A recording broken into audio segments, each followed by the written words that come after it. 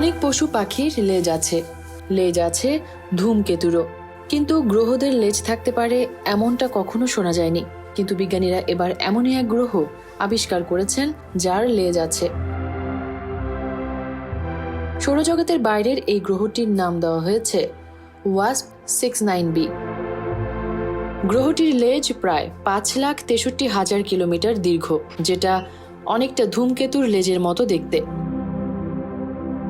এই অদ্ভুত আবিষ্কারে বিজ্ঞানীরা বেশ বিস্মিত। লেজের কারণ কি?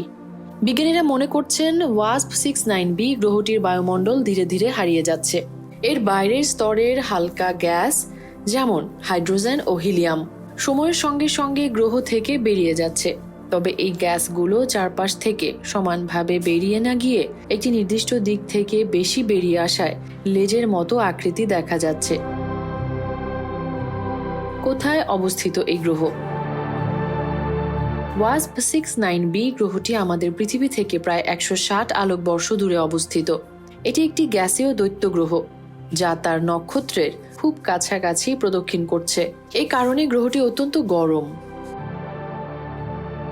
নাসার মতে গ্রহটির হোস্ট বা মাতৃ নক্ষত্র তার বায়ুমণ্ডলের গ্যাস শোষণ করে নিচ্ছে। একই সঙ্গে নাক্ষত্রিক বায়ুপ্রবাহ গ্রহটির গ্যাসকে লেজ আকারে মহাকাশে ছড়িয়ে দিচ্ছে। যুক্তরাষ্ট্রের ক্যালিফোর্নিয়া বিশ্ববিদ্যালয়ের জ্যোতির্পদার্থবিদ ড্যাকোটা টাইলরের মতে নাক্ষত্রিক বায়ুপ্রবাহ না থাকলে গ্রহটির গ্যাস সমানভাবে ছড়িয়ে যেত, কিন্তু এই প্রবাহের কারণেই গ্যাস কণা গ্রহের পেছনে লেজের মতো ভাসছে। গ্রহটির লেজ তার নিজ ব্যাসার্ধের 7.5 গুণের বেশি প্রসারিত।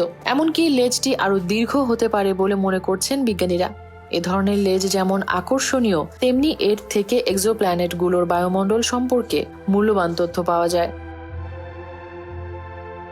ওয়াস্প 69b গ্রহের লেজ আমাদের মহাবিশ্বের জটিলতা ও সৌন্দর্যের আরেকটি উদাহরণ। এর মতো অদ্ভুত বৈশিষ্ট্যের গ্রহগুলো মহাকাশ সম্পর্কে আমাদের জানার পরিধি আরও বিস্তৃত করতে সাহায্য করছে।